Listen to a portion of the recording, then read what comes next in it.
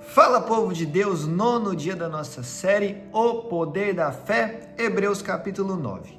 Vou dar uma resumida, ok? Por que, Vitor, que você está resumindo? Porque esse assunto ele é complexo, ele é difícil e isso aqui não é uma aula de teologia, isso aqui é um ensino prático do Evangelho para você que pega um livro de Hebreus, não consegue entender e eu quero que você entenda algo e aplique na sua vida, ok? Combinado? Você já me conhece.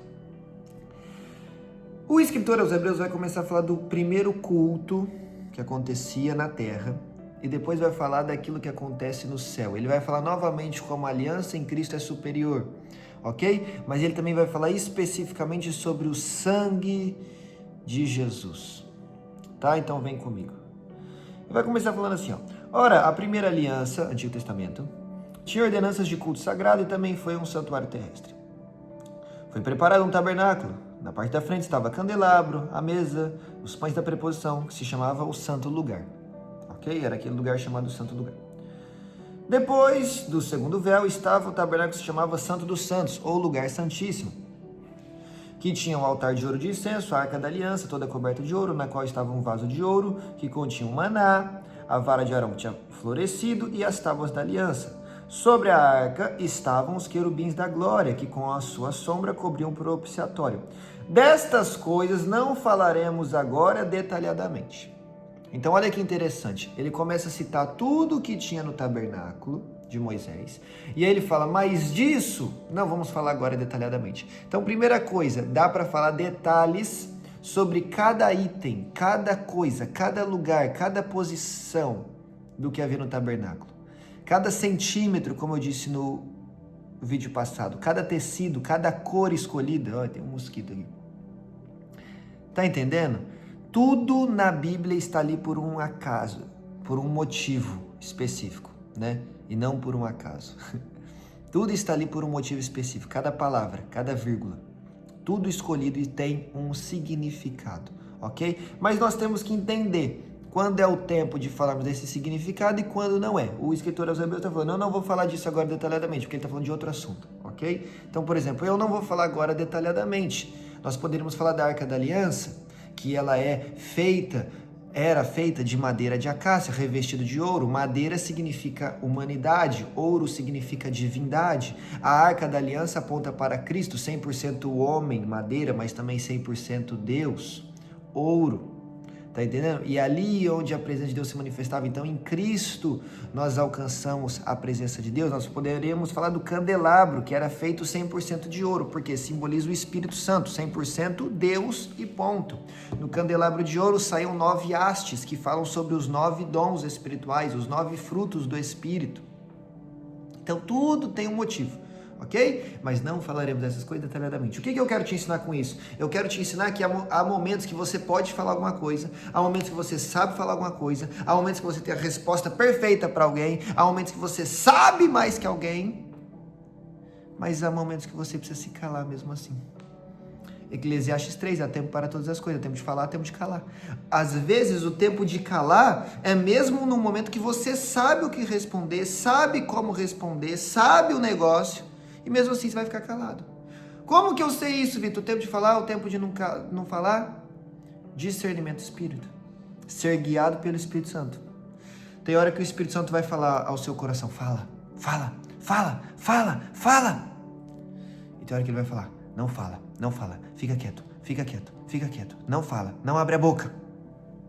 Então nós precisamos ter discernimento, nós precisamos ser guiados pelo Espírito Santo. Você tá doido de vontade de falar um negócio, mas dentro do teu coração tá assim, não fala, não fala, não fala, mas você quer. Você acha que é quem que tá falando ao seu coração para você não falar? É o Espírito Santo.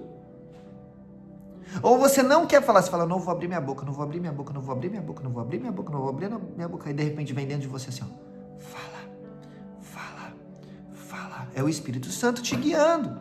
Então você tem que ser sensível ao Espírito Santo, ok? Olha aí, versículo 8. O Espírito Santo estava dando a entender com isso o quê?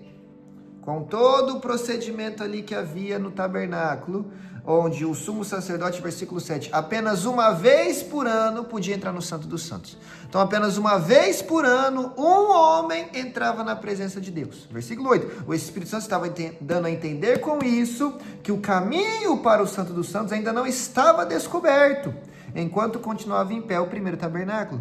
Então, Deus quer se relacionar com o seu povo. A prova disso é que todos os dias, na viração do dia, em Gênesis, ele descia no Jardim do Éden para encontrar a galera. Então Deus é um Deus de relacionamento. Só que agora, no Antigo Testamento, apenas um homem, apenas uma vez por ano, está podendo se relacionar com Deus. Então o Espírito Santo está falando aqui, não está. Só que ele está apontando nas circunstâncias aquilo que é a verdade no coração de Deus. Então o Espírito Santo estava dando a entender com isso de que o caminho para o Santo dos Santos não estava aberto. O que eu quero te ensinar aqui, meu amigo? Duas coisas. Primeiro, Deus não é religião, Deus é relacionamento. Tem gente que não conhece a Deus, só conhece a religião.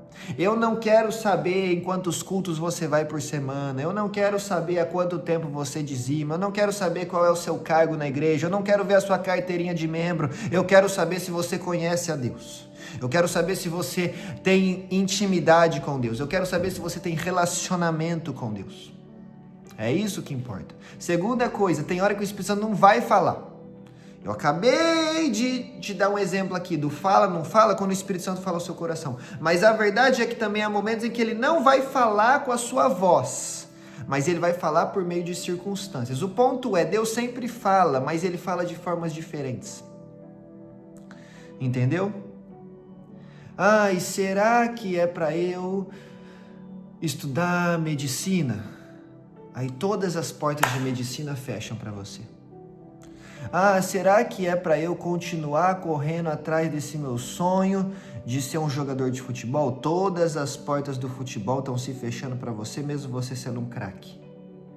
Deus está falando com você, meu amigo. Mesmo sem liberar a voz dele, as circunstâncias estão falando.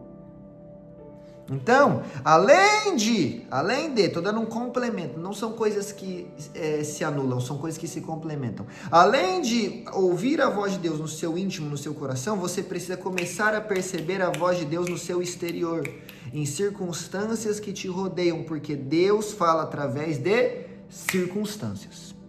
Amém? E será que eu continuo com essa amizade? Deus, continua ou não continua? Aí Deus não está liberando a voz dele no seu interior. Porém, essa amizade só te leva para farra, só te leva para festa, para bebedeira, para fornicação, para prostituição, para isso, para aquilo. Essa amizade é de Deus? É claro que não. Então Deus está falando com a voz dele no seu interior, no seu ouvido? Não está. Mas as circunstâncias estão falando então claro aos seus olhos. Ok? Pegou a visão? Aí ele vai começar a falar do sangue de Jesus. Aí ele fala assim, o sangue dos bodes, o sangue dos bezerros purificava o povo do seu pecado. Versículo 14, quanto mais o sangue de Cristo, que pelo Espírito Eterno se ofereceu a si mesmo, imaculado, perfeito a Deus. Ele purificará a nossa consciência das obras mortas para servirmos a Deus, o Deus vivo. Então o sangue de Jesus é muito mais poderoso do que o sangue dos animais que era derramado anteriormente. Mas por que o sangue tem que ser derramado? 2 motivos, versículo 16, onde há testamento, é necessário que haja morte do testador. Então, para que nós hoje possamos viver o Novo Testamento, Bíblia, Nova Aliança, quem fez o testamento tinha que morrer. Já viu você ganhar uma herança que está no testamento sem o pai, sem a mãe morrer? Não existe. Então, para que você ganhe aquela herança, o testador tem que morrer. É por isso que Jesus teve que se entregar na cruz do Calvário. Para que o testamento entrasse em vigor. Versículo 22, quase todas as coisas segundo a lei se purificavam com sangue, e sem derramamento de sangue não há remissão de pecados.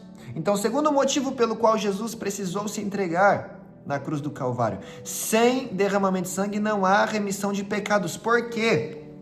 Eu ensinei isso agora recentemente na nossa campanha de cura e libertação. Você que não assistiu, entra aí na aba, na playlist das lives proféticas e assista, cura e libertação, tem 7 vídeos ali. O que eu ensino sobre o sangue é o 5º ou o 6º. O sangue, ele apaga o pecado, apaga o passado e ele cria uma nova realidade do futuro. Então, quando o sangue de Jesus é derramado por nós, ele está apagando o nosso pecado, ele está apagando o nosso passado. Olha Hebreus capítulo 8, versículo 12. Foi o capítulo de ontem, mas eu não li essa parte. Pois lhes perdoarei a maldade dos seus pecados e das suas iniquidades, não me lembrarei mais. Então Deus apaga o seu passado, não se lembra mais dele e aponta para o seu futuro. E aponta um novo destino para você. O sangue faz isso. Ele apaga o passado e ele cria uma nova realidade. Ok? E aí Jesus se entregou na cruz do Calvário para que o testamento começasse a valer, para que o nosso passado fosse apagado e uma nova realidade fosse criada.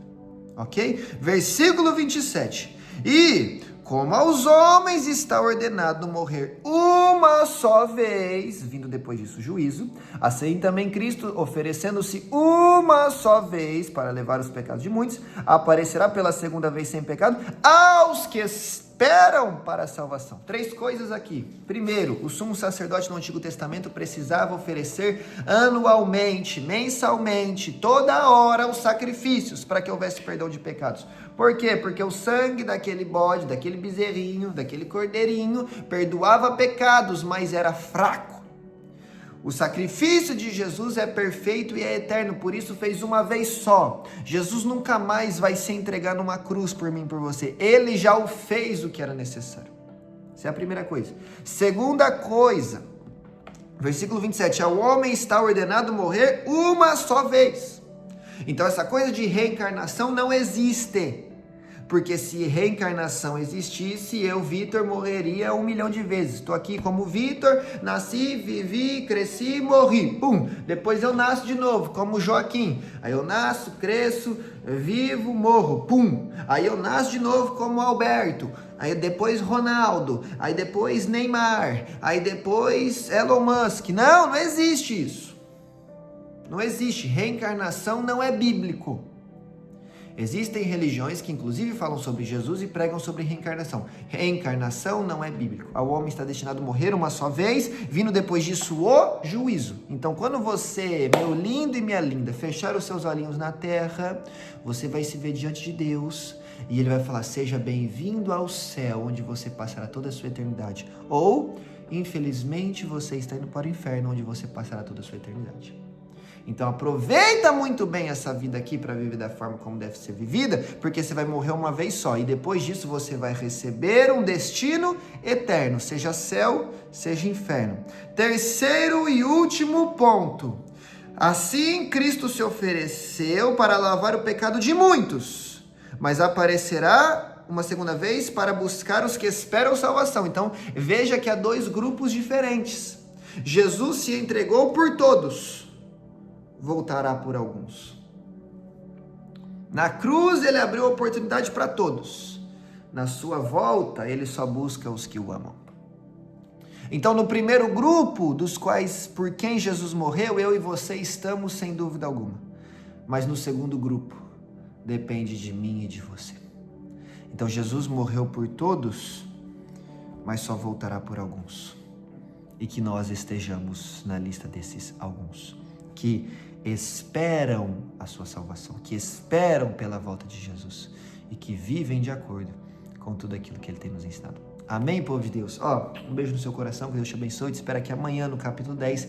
Se você ainda não se inscreveu na Escola de Desenvolvimento Espiritual Conexão 2640, as vagas estão acabando, mas ainda no link aqui embaixo você consegue garantir a sua. Amém? Que Deus te abençoe.